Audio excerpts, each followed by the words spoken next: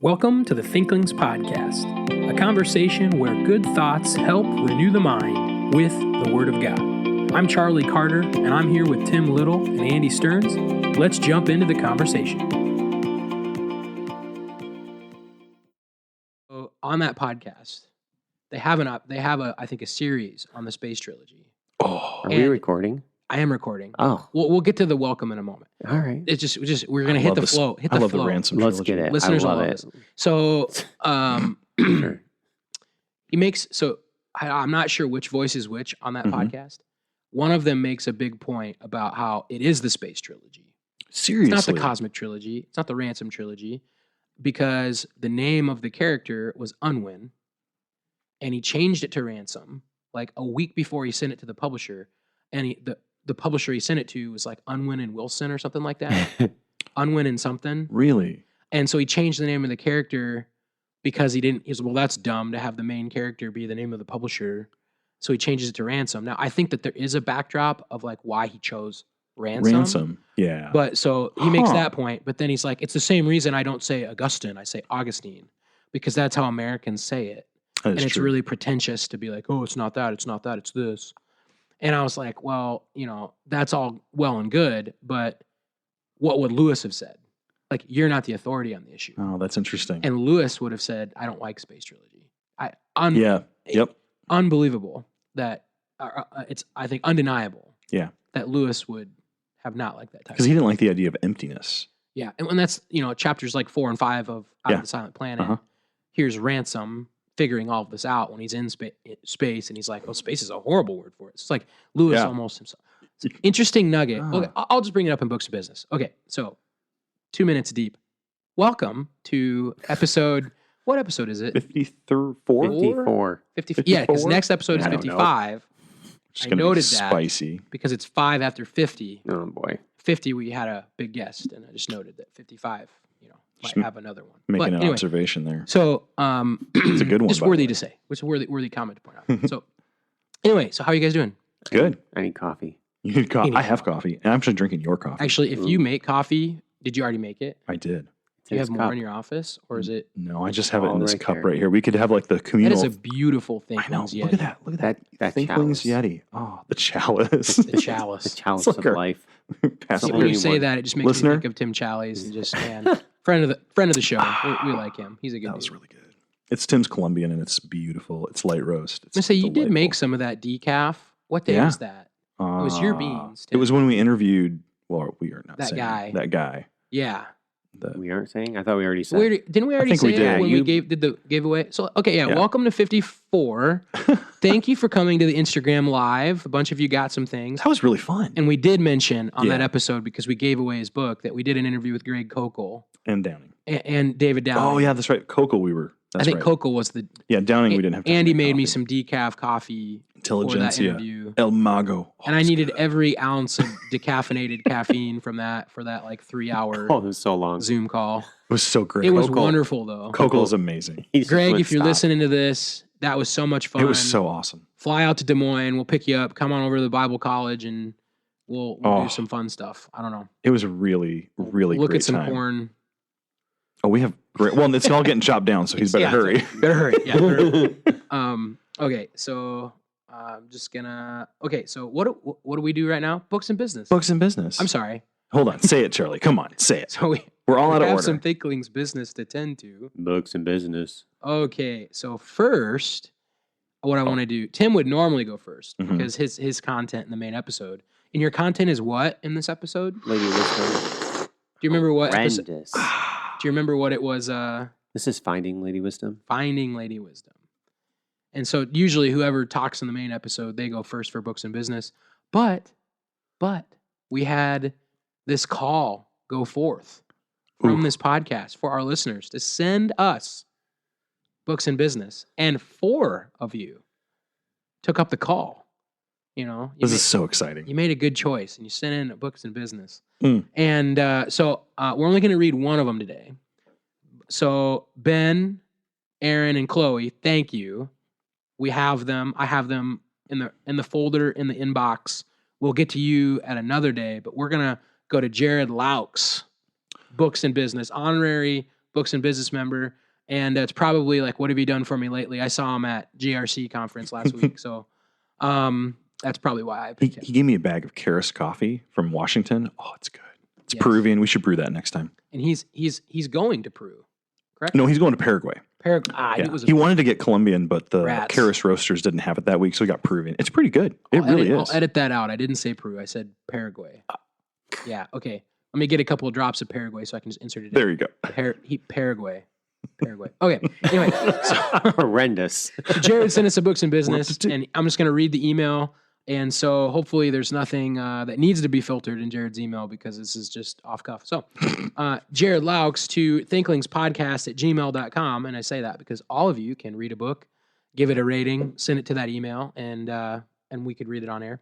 Hey guys, just finished listening to a book for the second time and thought I would share my thoughts. The book is The Essentials of Prayer by E.M. Bounds, which is a fairly common title. And it's Andy pointed out earlier, it's open source. You can go find it on the internet and download it, print it out, read it, do whatever you want. Or if there's a copy at Faith Bookstore, you could, go buy it. I don't know if it's in print. Just keep going. Anyway, I'm trying to. So here's what he says. E.M. Bounds has many wonderful things to say about the topic of prayer. While we may not agree with him on all areas of doctrine, his heartbeat for faithful praying of the saints of God drives for some convicting reading. He has been noted as a specialist on prayer and was recommended to me as one that would be good in quiet meditation. This book is rather short, parenthesis, and made for a great book to listen to while flying to Iowa, that highlights the importance and the power of prayer. The book starts off with how prayer requires the whole of man, the picture of falling before the Lord, highlighting the reverence and approaching God, and the acknowledgement of who God is. This is the theme of the first few chapters, draws the reader to an evaluation of our position before God. The next few chapters speak to our attitude in prayer, and the book closes out with the breadth of prayer in ministry. This book was a great challenge to me in my personal prayer life. I'm continuing to study the issue of prayer and will use this book as a devotional for self-examination as I seek to be more like Christ in my prayer life. I think it's a good book and would score it an 8 on the Thinklings Goodness Scale. That is a hefty rating. He reads it for his devotions, so he really likes it. Yeah. And where did I leave off? 8 on the Thinklings Goodness Scale, and would encourage those who are looking to advance their prayer life to use it as a resource, but would caution that while it is not a long read, it is one to be used to challenge your heart in your time of quiet meditation. God bless you guys, Jared Lauchs. Thank you, Jared. Thanks, Jared. You are in spirit sitting at the table with us this morning through your Books and Business that you've submitted. So now it's your turn, Tim. Now it's my turn. Okay, so first, was that Power Through Prayer? I mean, Bounds has written several prayer books.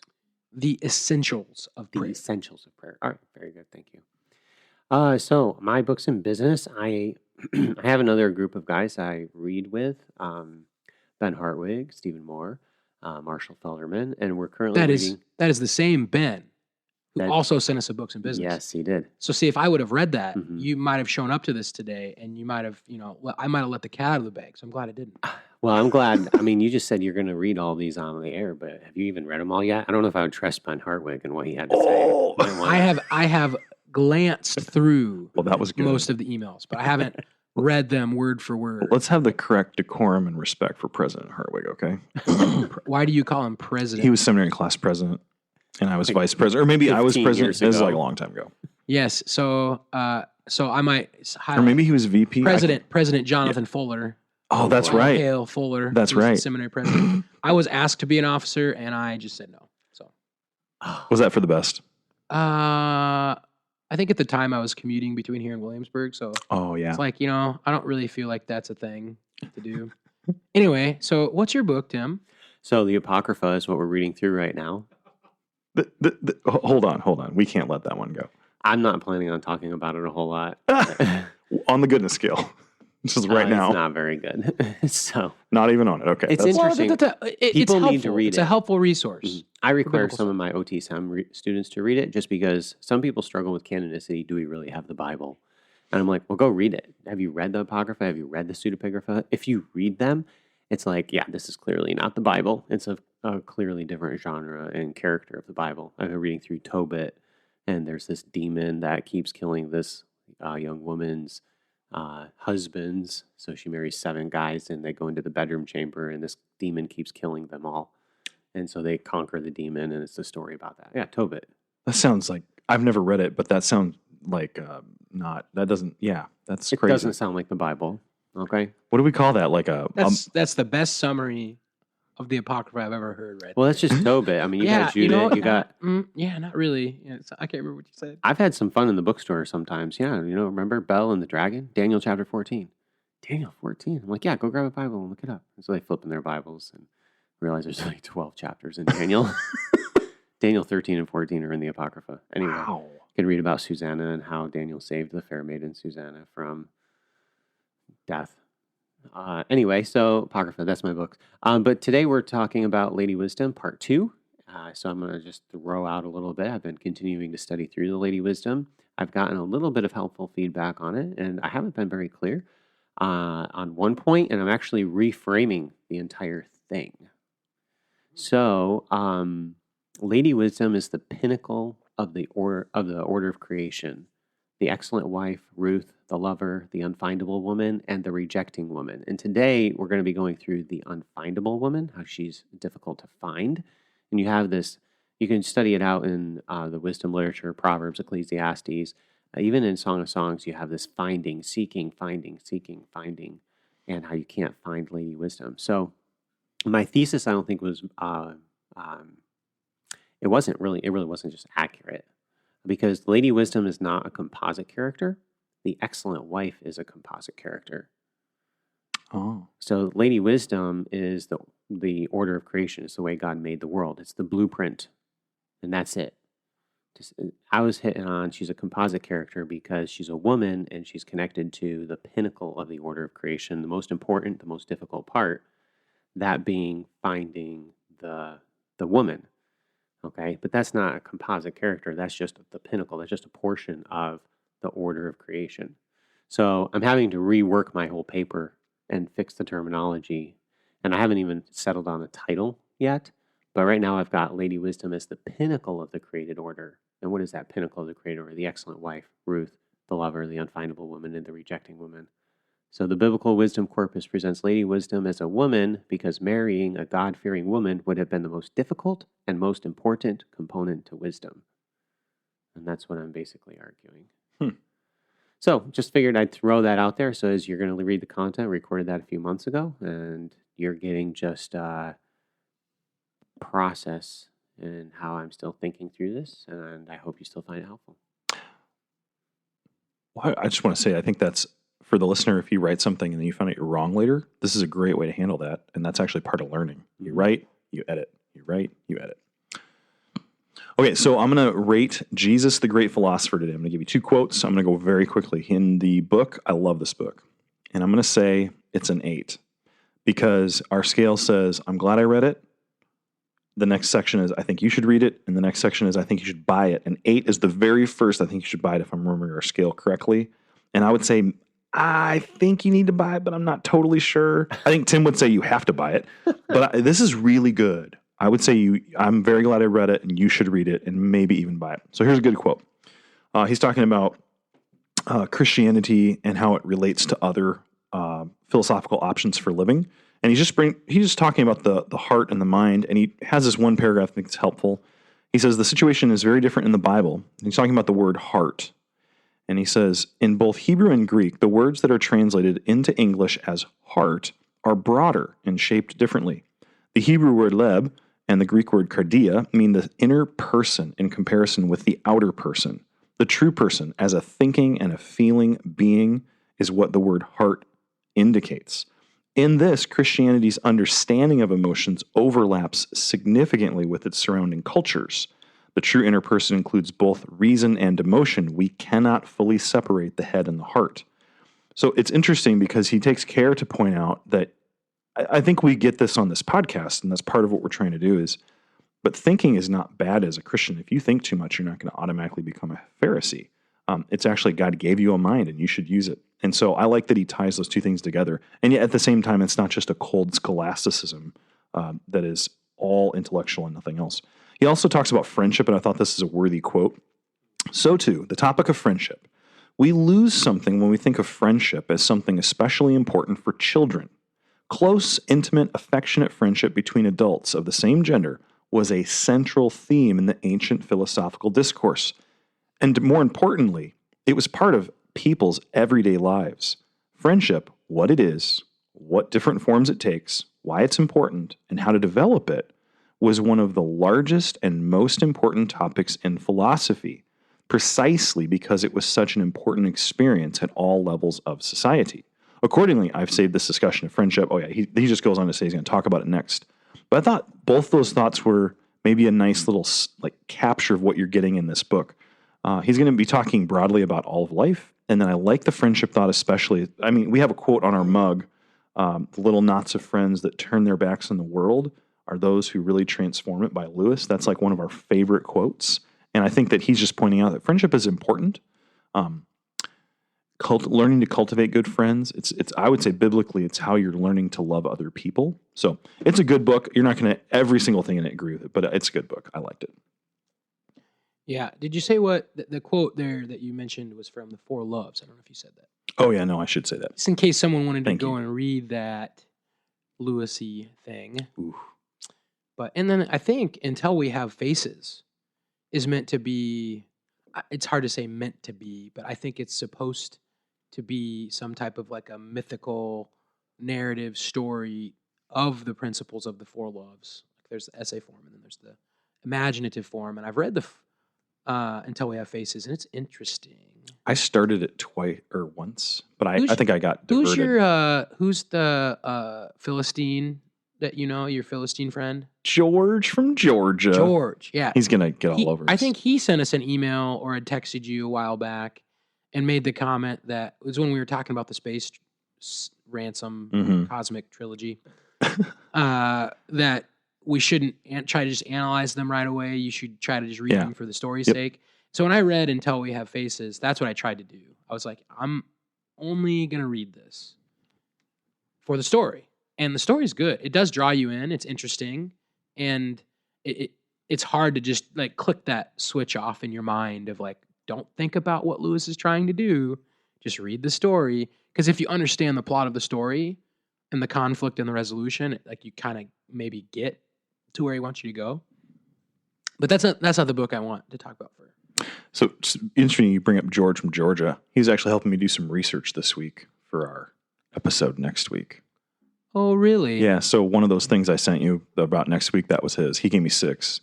Cool. Yeah, so way to go, George. Yes. Yeah, I'm looking forward to that next week, but really this week. Yeah. Yeah. Okay. Veiled clues that nobody knows. Oh, brother. Who knew a podcast could have so much time travel? Yeah. Speaking of time travel, I'll come back to Out of the Silent Planet, because the reason that Lewis wrote the spacey book is because he and Tolkien were sitting in a eating establishment, we'll call it, and horrendous, drinking a large frothy glass of water, and they kind of challenged each other. Well, if you write a time travel novel, I'll write a space novel, and I don't know if we actually have the time traveling novel of Tolkien. I think that's how it went down. It's something like that. I'm close, maybe not a bullseye, but we're up there. I don't think that's it. So I've been listening to the Space Trilogy, Ransom Cosmic Trilogy, while I work out, and I just want to say that all 3 of us have Apple Watches. We have had a competition going the last week. Oh boy. I was going to bring this up, but go for it. Crown him with many crowns. Oh my word. Oh boy. Charlie won. Competition. Charlie won. Did we ever think Charlie wasn't going to win the competition? So here's the deal, Tim. Well, I thought about I would just leave the door cracked open for you. Like you can only get so many points a day with the Apple Watch thing. And I did the math and I was like, I need to get to 3,092 points. And then Tim it's impossible for him to surpass me. But then a little part of me was like, why don't you stop at like 3,040? Just to give him a little hope. And then Tim could do the math and be like, and then I'd be like, good for you, Tim, if you like actually, the crack was there and you did Yeah, it. it was totally not going to happen. And then as I was on the treadmill, I was like, no, forget that. I when love when I that. win I'm just this mental picture of Charlie turning the exertion level up to like 10 and booking it on that treadmill. I'm going to beat Tim. So You were anyway, only 30 points behind him at one point, like 2 days I ago. was ahead of him a few times. okay, there was one night I went to bed at Okay. like 11:15. This is great. And I was, for the day, I was up by like 300 points. Like I had worked out that day, or maybe I hadn't. I think it was Wednesday night, actually. And I got back from church and I looked, I'm like, oh, okay, neither of these guys are going to work out on a Wednesday night after church. And I went to bed at like 11 something in that range.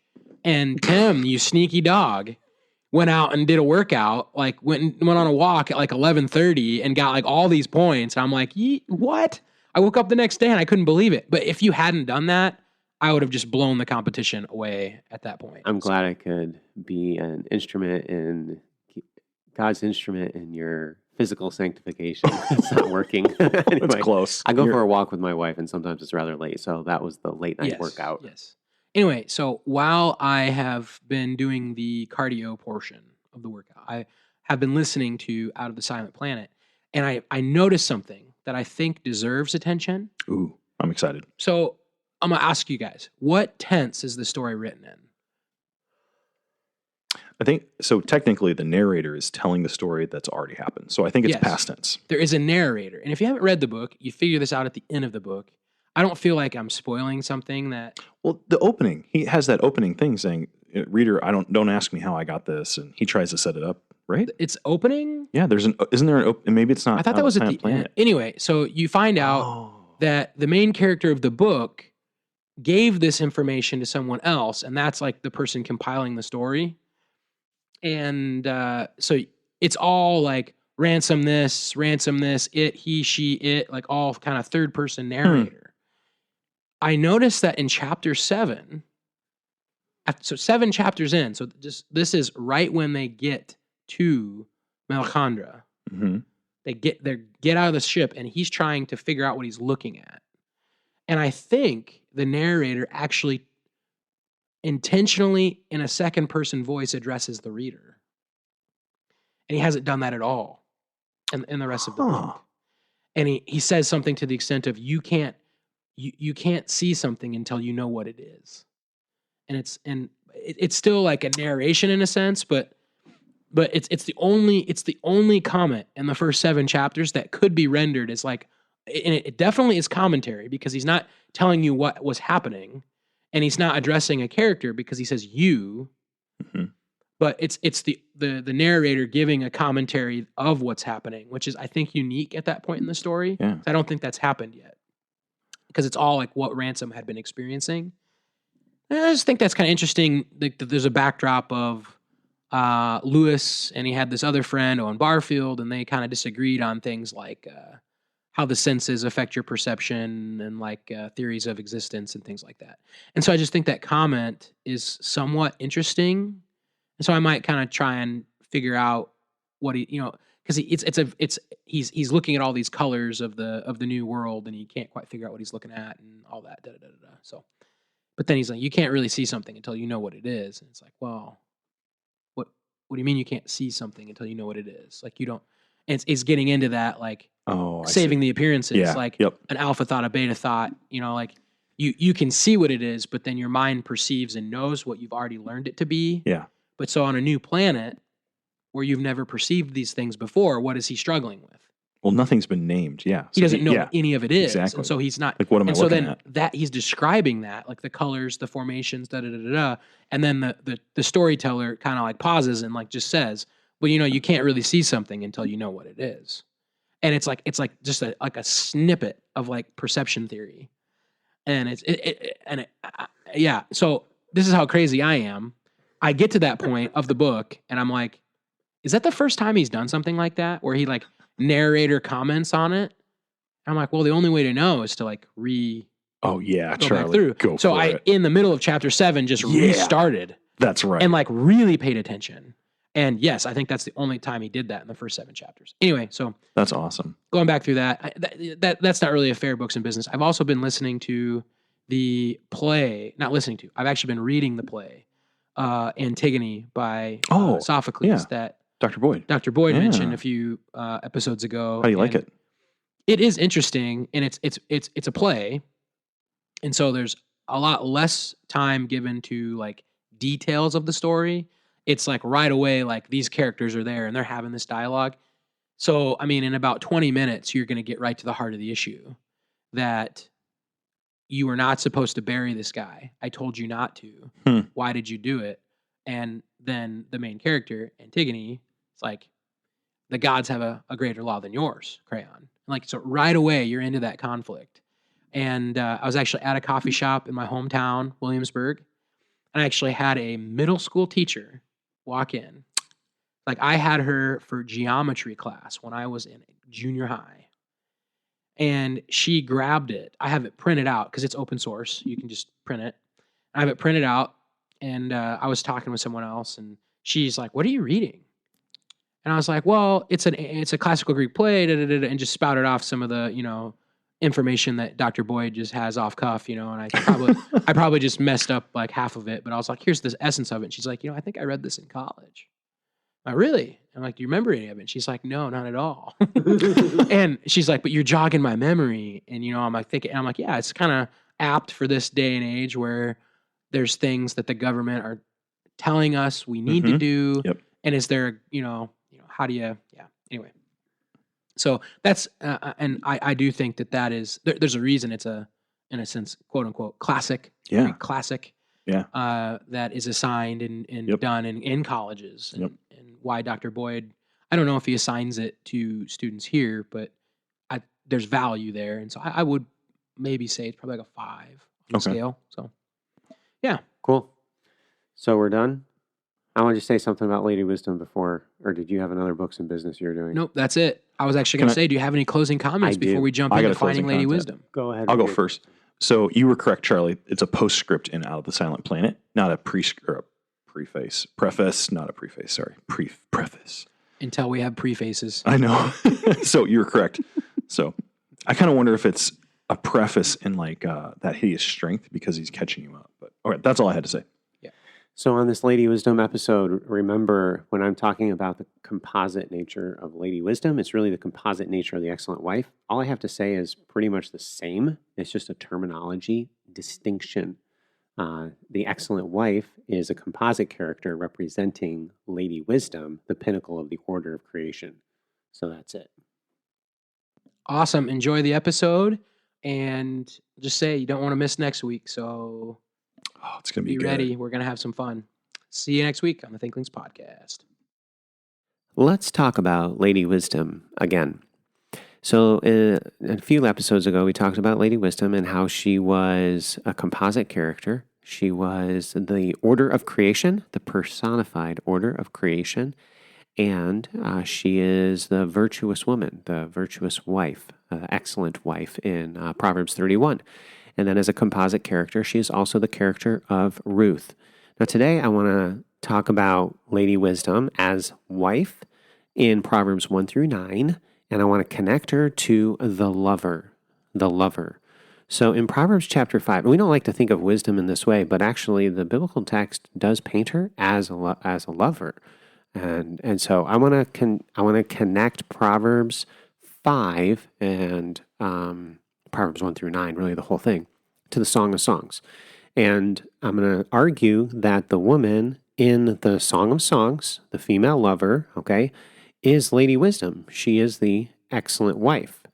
It's all the same person. And then I'm going to hopefully connect that to Solomon and give an application to young men and to married men on how they can find that excellent wife. And if you're already married, guess what? You found her already. All right, so what do we have in the book of Proverbs? We have this terminology that is rather intimate in reference to wisdom itself. So in Proverbs chapter 4, I'm going to start at verse 4. Verse 4. He also taught me and said to me, this is a father teaching the son. It's actually the grandfather teaching the father, who's then teaching the son. Keep my commands and live. Verse 5. Get wisdom, get understanding. The word there for get is to buy, to acquire. It's the same term that Boaz uses in Ruth chapter 4. And thinking through an ancient Near Eastern culture, what was done, but a dowry was often paid, and a wife was then acquired. And so the terminology there, to get wisdom, get understanding, is similar to marriage terminology. I'm going to keep reading in verse 5. Do not forget, nor turn away from the words of my mouth. Do not forsake her. The word for forsaking is like abandoning, and it's not often, but it's sometimes used in reference to marriage or the dissolution of marriage, okay, the divorce. So do not forsake her. She will preserve you. Love her and she will keep you. You have love there specifically, okay, so I don't need to explain that one. Wisdom is the principal thing, therefore get wisdom, and in all you're getting, get understanding. Exalt her, and she will promote you. She will bring you honor when you embrace her. Now, the word there for embrace is one I want to highlight specifically. It is actually a rather intimate word. It's used in Proverbs 5:20. For why should you, my son, be enraptured by an immoral woman, and be embraced in the arms of a seductress? So in Proverbs 5:20, the embrace there in the arms of a seductress obviously has intimate connotations. The same word is used in the book of Song of Songs. In Song 2:6 and, get my Bible there, and in Song 8:3, we have this phrase, his left hand is under my head, and his right hand embraces me. So what do we have? We have, you're supposed to embrace Lady Wisdom in Proverbs 4. Well, who is the Song of Songs lover? She is Lady Wisdom. She's a composite character. She's your wife. That's who Lady Wisdom is. And that embracing idea is found in both the book of Proverbs and the book of Song of Songs. Now you might be like, okay, that's pretty tenuous. All right. Do you have any other proof? And the answer is yes, I do. Okay. So Proverbs chapter 7, we have more intimate terminology. Chapter 7, verse 3, bind them on your fingers, write them on the tablet of your heart. Say to wisdom, you are my sister. Now, when we think of sister, we're like, okay, yeah, that's kind of interesting. Sister? All right. Well, what's the big deal there? That doesn't sound that intimate. Well, in the book of Song of Songs, one of the favorite words that the male lover uses, describes the female lover, is sister. You see it several times, and I'm just going to read one in Song 5, verse 1. I have come to my garden, my sister, my spouse. And this is a metaphor or an analogy that really fails on us in a modern audience, but that's what this is referring to. This is another intimate term. And you're like, oh, is there any support there from Proverbs chapter 7? And I'm like, yeah, I think so. So verse 4, say to wisdom, you are my sister. I'm in Proverbs 7 again, 7:4. Say to wisdom, you are my sister. Call understanding, your nearest kin, that they may keep you from the immoral woman, from the seductress who flatters with her words. Okay, so I'm just going to give a little teaser. This is a 3-part series. We are in part 2. Part 3, we're going to come back to this idea of Lady Wisdom and calling her your sister and how she's going to help keep you from the immoral woman. And we'll talk about that again in the next episode. But for this episode, the point that I'm trying to establish is that Lady Wisdom is the virtuous woman, the excellent wife, Ruth, Proverbs 1-9, wisdom, and the female lover in the Song of Songs. All right? And so they're all the same character. And it's really a feminology, a study of what it means to be a woman. And you have these 3 books. And by the way, in the Hebrew canon, they had Proverbs. In the order of their canon, they had Proverbs, they had Ruth, and then they had Song of Songs. It's almost like historically they may have understood it this way. So that's just a quick little tidbit.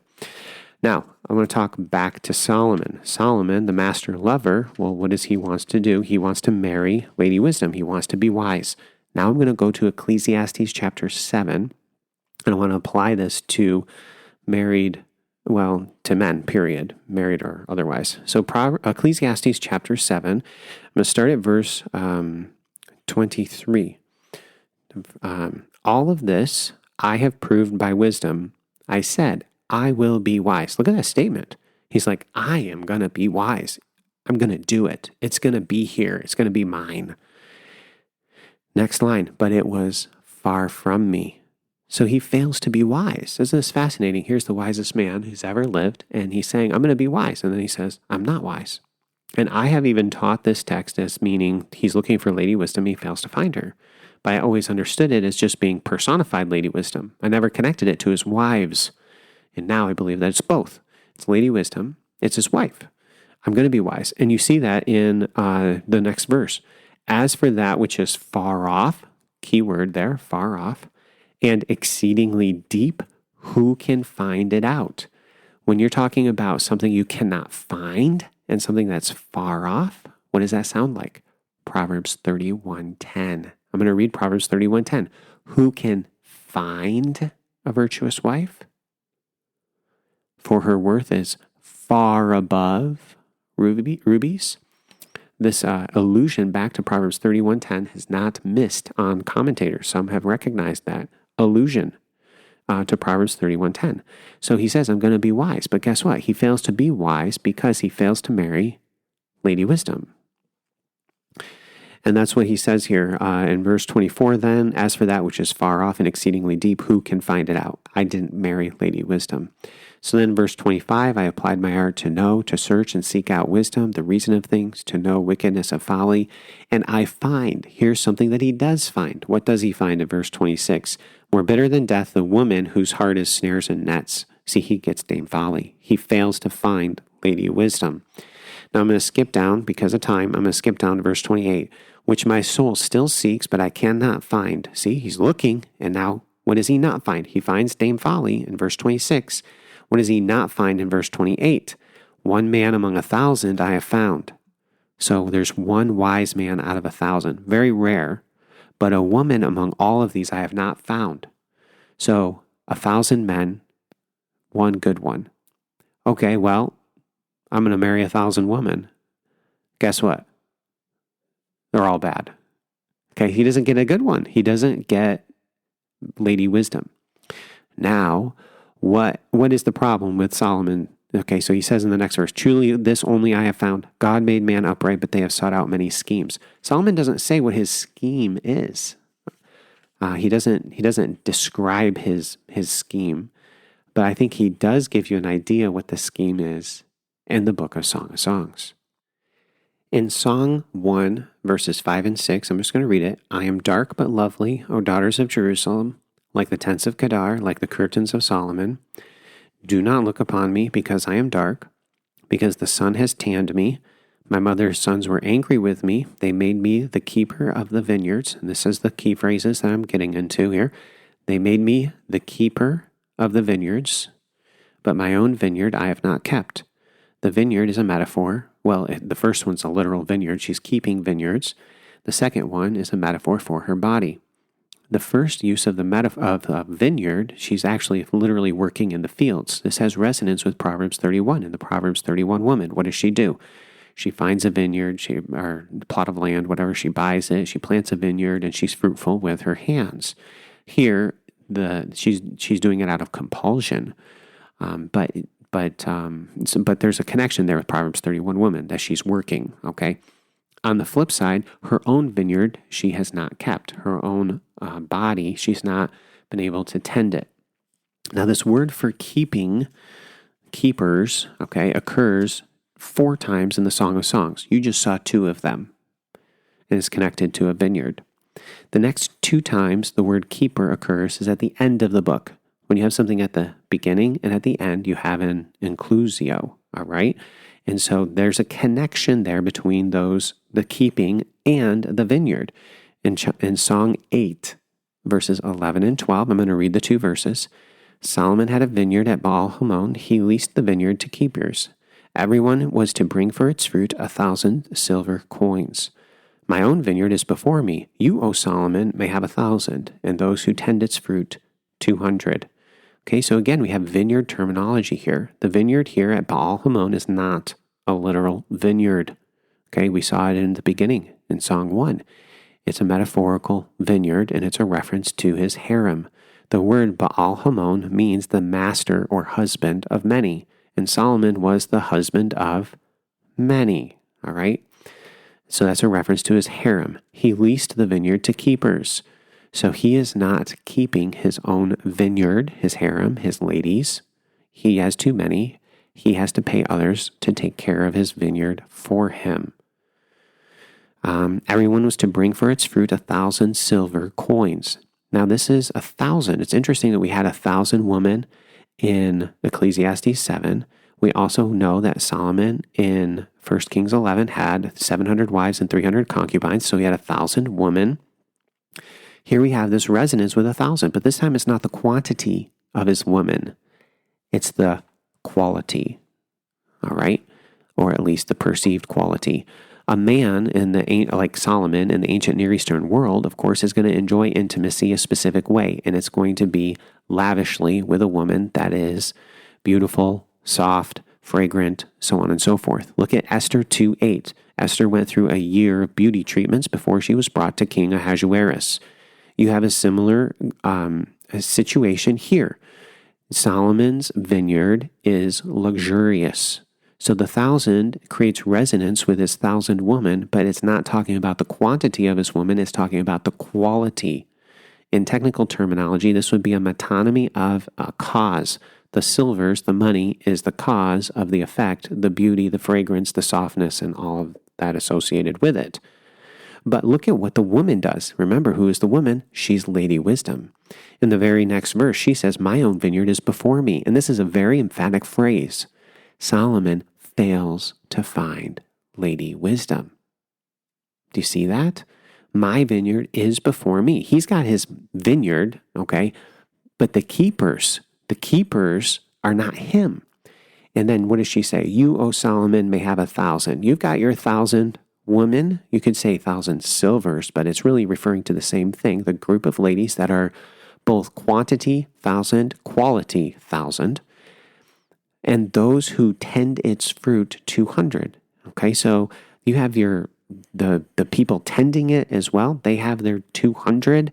Okay, is that a reference to their how much he's paying them, so that to take care of it? Or I'm not entirely sure on that point. I gotta have to check my notes.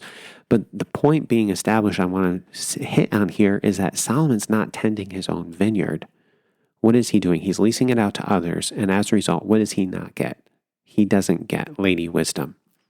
Now, last session, I talked about Proverbs 31. And Proverbs 31, who can find the virtuous wife? Here, Solomon, he fails to get Lady Wisdom. And what is the specific area that she highlights is the cause why he fails to find her? The tending of the vineyard. You have the tending of the vineyard in chapter 1. Who's tending the vineyard in chapter 1? The woman is. Is that the way that it's designed? Is that the order of creation? Answer, no. At the end of the book, Solomon, he's not tending his vineyard. He's paying others to tend the vineyard. And he's elevated this luxurious, intimate relationship and thinking that's the order of creation. That's the way wisdom says to enjoy intimacy. And what does the woman say? Nope, you missed it, buddy. Well, then what's the answer? How do you find Lady Wisdom? Song 2:15. And throughout the book of the Song of Songs, you have this vineyard, this garden, this woman idea. And what is the man supposed to do? He's supposed to tend to the vineyard. He's supposed to take care of the vineyard. And by tending the vineyard, by taking care of the vineyard, what in fact are you actually doing? You are creating, I don't want to create, but you're cultivating Lady Wisdom. Okay? You are making your wife Lady Wisdom by loving her biblically, correctly. So Song 2:15, catch us the foxes, the little foxes that spoil the vines, for our vines have tender grapes. The word there for catch is like seize these little foxes. What is the responsibility of the man? He is supposed to identify the foxes in the relationship and take care of them, address them. And by doing that, what is he doing? He's demonstrating love for his spouse. He's demonstrating love for his wife by constantly, selflessly, sacrificially tending to the vineyard. Now, some of you might be like, well, man, my vineyard, I definitely didn't marry Lady Wisdom. And I'm like, well, what is your responsibility before God? You love her. You tend the vineyard. You continue to live selflessly and sacrificially, pointing her to the Lord. And that's what you do. And I would the way that creation works, that selfless, sacrificial love. And remember, when you're loving, you're not doing it to get something in return. There's no manipulation here. There's just genuine, selfless, sacrificial love. Then that is, I would say, a principal means by which it's not always going to happen. I'm not going to give you some kind of a guarantee. There's no guarantee in wisdom literature. But generally, what happens is that there is some reciprocation. There's usually some kind of reciprocal reciprocity there. And again, I'm trying to couch this in that you might think, oh yeah, well, I tried that and it didn't work. Well, that you tried it means you didn't do it correctly, because that wasn't selfless, that wasn't sacrificial. You were still wanting something in return, and you were expecting something in return, okay? You're not getting anything. You're accountable before God and God alone, and you love and you love and you love, and you don't care, okay, if there is ever reciprocity. That's the way that this is designed. This is the fearing the Lord, and you're going to do what's right. You're going to trust Him and love your spouse, regardless if there's any reciprocity at all. Okay, so I've just explained to you how Lady Wisdom is not necessarily found. She's actually kind of created by selflessly and sacrificially loving her and tending to the vineyard again and again and again. And through that lifelong, exclusive, monogamous relationship. Now, I'm going to throw that back at you guys. And by the way, this is the scheme in Ecclesiastes 7:29. Solomon thought intimacy was enjoyed through the fragrant, soft, beautiful, luxurious woman that was tended by the keeper. And he learned, no, that's not it. The intimacy, the way God designed it, is in this way, through living with one another and having to live selflessly and sacrificially. That's how you actually deepen that relationship and enjoy intimacy with Lady Wisdom the way that God designed it. So, throwing it back at you guys now, what do you guys think? I think that's really helpful. So I've sat through your Song of Solomon Sunday school class like 5 years ago. I've heard you preach on that. I don't think I ever caught the cultivating aspect of wisdom in a relationship. But man, I remember reading husbands, love your wives as Christ loved the church, giving himself up or sacrificing. And I remember, I don't know how long ago this was, thinking that, oh, I need to sacrifice. And that's just saying what you're just saying right there. And so many times in a relationship, and I understand this is talking about marriages, but I think even in a friendship, you can be very selfish and you can be friends with another person for what it gets you. And I think if you've been in that kind of relationship, you know what it's like when you think, oh, that person, they don't really care about me. They just care about what's going on. Right, getting something out of it. So that'll be my first comment. My second comment, and then that'll be it, is I remember reading a book on marriage, and the author was saying, because you'd mentioned, what if I didn't marry Lady Wisdom? It's really cool because our culture has this, you got to find the one, garbage. And you're saying it doesn't matter, you cultivate it, and then they become the one if the Lord is gracious. But it doesn't matter. You keep doing that. And so he was addressing the question of, what if I married the wrong person? How do I know if I married the right person? And the author said, I actually know how to find that out. He's like, if you want to know if you've married the right person, I have a complete objective. You can know for sure. You cannot have that concern. You can actually know it. This is what you do. Look at your marriage license and see what the name is. And it was a beautiful picture of this is how commitment works. You don't do that. So now that was helpful. Thanks. Okay, I've got a number of thoughts here. So what's interesting to me is I don't know if you caught kind of the correlation of a lot of passages. So we talked about Ecclesiastes 7. We talked about song a lot. Really, I think mainly probably song 2 and 8 were probably the big hitters. Right? Yeah, 1 is lightly, and then chapter 8 and 2. And then Proverbs 31. So what's interesting is you talk about this cultivation idea, and each of these books have a different emphasis. So they're all, the books being Proverbs, Ecclesiastes, Song of Solomon. They're all written by the same author. And so they're focusing on different things, but it's interesting to me how they correlate with each other. Because, so in Ecclesiastes, what is he testing? He's testing how to find satisfaction and joy in life. And what's so funny, because in Song of Solomon, is he's trying to find the woman and he doesn't find her. What does he do in Ecclesiastes 2? He plants a huge garden. He plants a huge garden, fruit trees, irrigation, like $1 million enterprise in Israel. And I think that is literal. Like he's trying to find joy in life, and the way he's doing it is building this great enterprise. And he's like, this is empty. And that was on the level of his work, like his occupation. But then translate that same idea over into his love life. And what is he doing? He's planting vineyards. Yeah. He's got 1,000 of them. And he's like, yeah, this isn't it.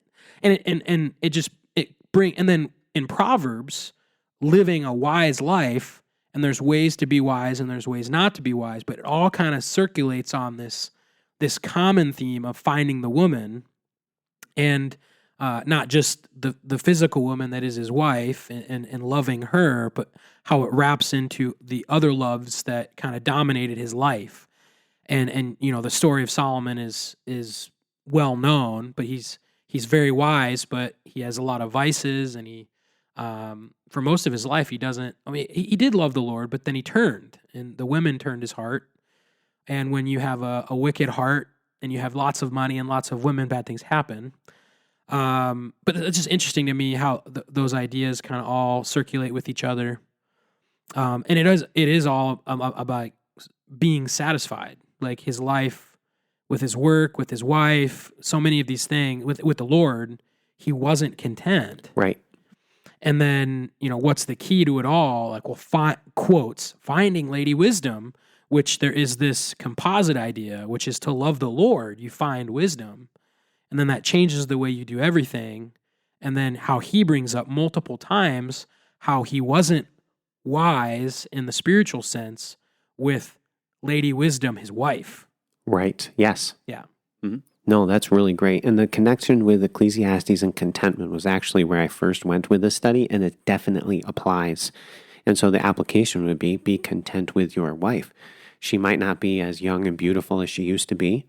All right. She might not be as, whatever, fill in the blank, or might not be that ideal lover that you wished you had. Well, whatever that is probably a problem with you, not her.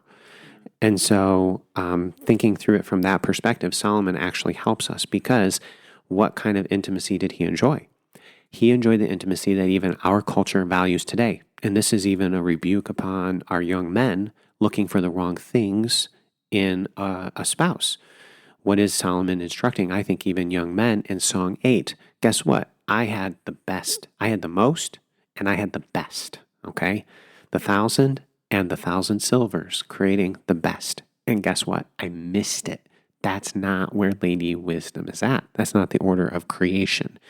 Instead, there is that application, just like Charlie was saying. Be content with the woman that you have. It's almost like Proverbs chapter 5.